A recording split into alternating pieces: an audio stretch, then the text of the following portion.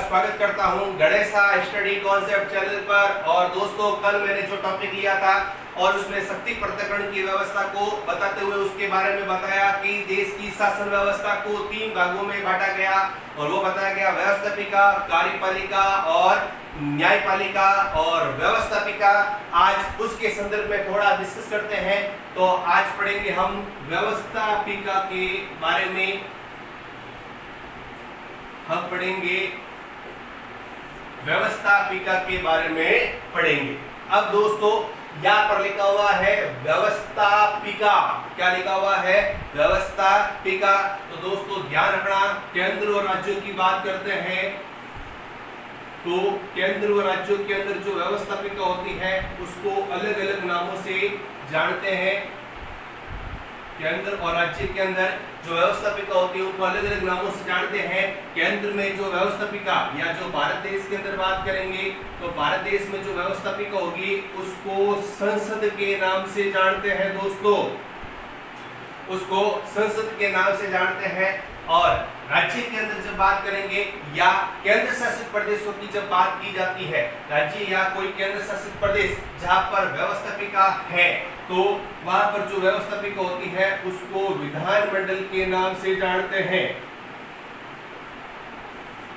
उसको विधानमंडल के नाम से जानते हैं। ध्यान रखना है, केंद्र में जो व्यवस्थापिका होगी उसको हम संसद कहेंगे, राज्य में जो व्यवस्थापिका होती है उसको विधानमंडल के नाम से जानते हैं। ये चीज आपको ध्यान में रखनी है। और साथ ही साथ मैंने बता दिया, जहां पर केंद्र शासित प्रदेशों के अंदर विधानमंडल या व्यवस्थापिका पाई जाती है वहां पर अगर संशोधन के द्वारा विधानमंडल की स्थापना या विधानमंडल की शुरुआत की जाती है तो उसके संदर्भ में मैं आपको यहाँ पर बता रहा हूँ। अब दोस्तों, बात हो रही है व्यवस्थापिका की, तो आपको ध्यान रखना है कि ये जो संसद है या विधानमंडल है इसकी आवश्यकता क्यों पड़ती है। तो मैंने कल वीडियो बनाया और उसके बारे में बताया था कि जो जनता के द्वारा निर्वाचित प्रतिनिधि होंगे, जो जनता के द्वारा निर्वाचित प्रतिनिधि होंगे, वो निर्वाचित प्रतिनिधि जनता के लोगों के लिए क्या बनाते हैं? नियम और कानून या कायदे संबंधी मामले के अंदर वहां पर बैठकर कहने का मतलब है जनता के हितों के लिए जो कानून बनाए जाते हैं, जो नीतियां बनाई जाती है, वो नीतियां बनाने का कार्य जनता के द्वारा निर्वाचित प्रतिनिधियों के द्वारा किया जाता है।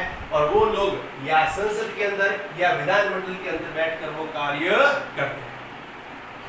साथ ही साथ दोस्तों बात करेंगे संसद में, तो बात आ रही है संसद, बात आ रही है संसद। तो संसद में दोस्तों आपको ध्यान रखना है कि आर्टिकल 79 के अकॉर्डिंग भारत देश में एक संसद होगी। अनुच्छेद 79 के अंतर्गत भारत देश में एक संसद होगी जिसका निर्माण, संसद की बात हो रही है, जिसका निर्माण 3 अंगों से मिलाकर होता है, जिसका निर्माण 3 अंगों से मिलाकर होता है। और वो 3 अंग जो है दोस्तों, जो 3 अंग जो है वो है राष्ट्रपति, लोकसभा और राज्यसभा। अनुच्छेद 79 के अंदर बताया गया कि भाई भारत में जो संसद होगी उस संसद की बात करते हैं तो उसके अंगों की बात करेंगे तो 3 अंगों से मिलाकर भारतीय संसद का निर्माण होता है। और वो 3 अंग कौन कौन से?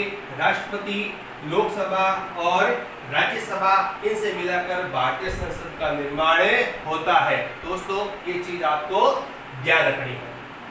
नेक्स्ट, साथ ही साथ दोस्तों इसके अंदर बात की जाती है राष्ट्रपति। तो राष्ट्रपति एक पद है दोस्तों, राष्ट्रपति भारत का एक सर्वोच्च पद है और इसको भी क्या किया गया? साथ में जोड़ा गया। तो दोस्तों ध्यान रखना, गोपाल स्वामी अयंगर की सिफारिश पर, गोपाल स्वामी अयंगर की सिफारिश पर क्या किया गया था?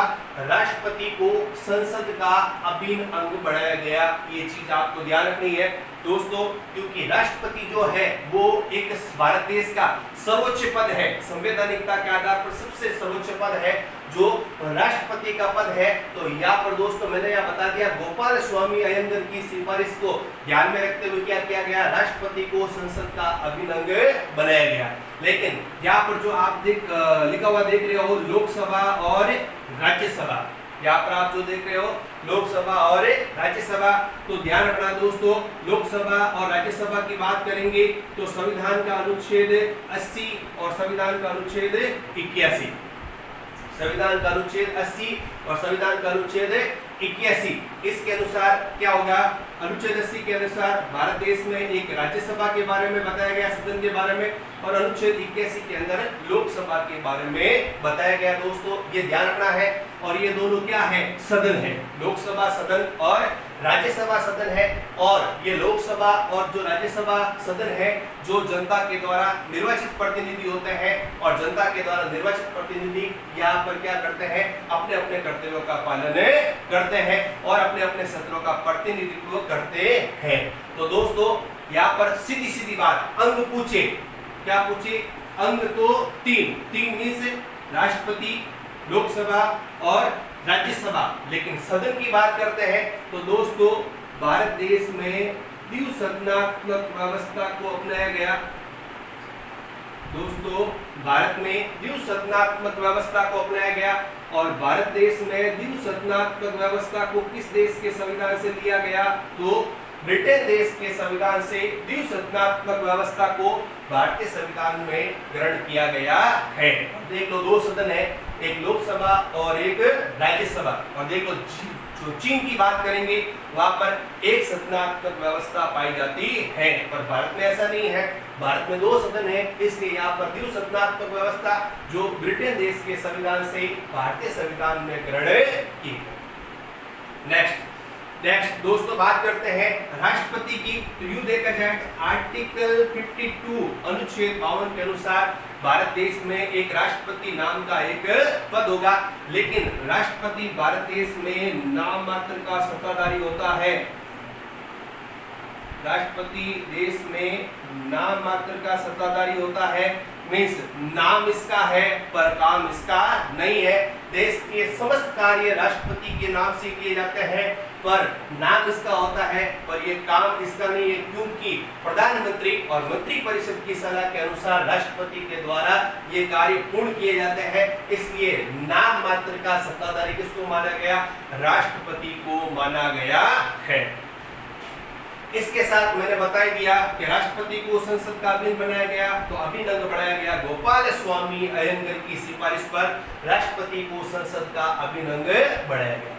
अब नेक्स्ट लोकसभा और राज्यसभा की बात करते हैं। तो इसका पहला पॉइंट लोकसभा, तो लोकसभा प्रथम सदन है।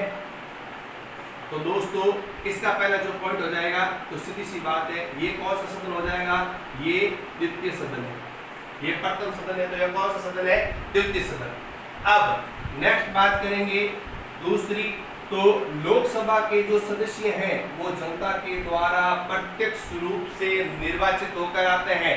पर दोस्तों ध्यान रखना, राज्यसभा की बात करेंगे तो राज्यसभा के सदस्य जनता के द्वारा अप्रत्यक्ष रूप से निर्वाचित होकर आते हैं। वापस बोल रहा हूँ, लोकसभा के सदस्य प्रत्यक्ष रूप से, तो राज्यसभा के सदस्य अप्रत्यक्ष रूप से निर्वाचित होकर आते हैं। कैसे इनका चुनाव होता है, क्या है, उसके बारे में थोड़ा सा डिस्कस करेंगे। नेक्स्ट तीसरा पॉइंट की बात करेंगे, तो लोकसभा की बात करेंगे तो लोकसभा एक निम्न सदन है। तो राज्यसभा की बात करेंगे, राज्यसभा एक उच्च सदन है।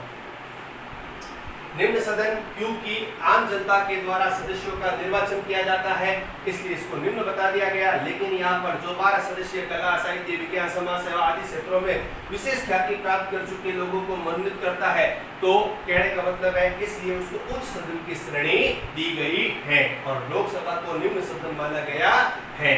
पर साथ ही साथ अनुच्छेद 83 के अंदर साहित्य, विज्ञान, कला, समाज सेवा आदि क्षेत्रों के आधार पर जो कहने का मतलब विशेष योग्यता रखता है उनको राज्यसभा सदन में मनोनीत किया जाता है।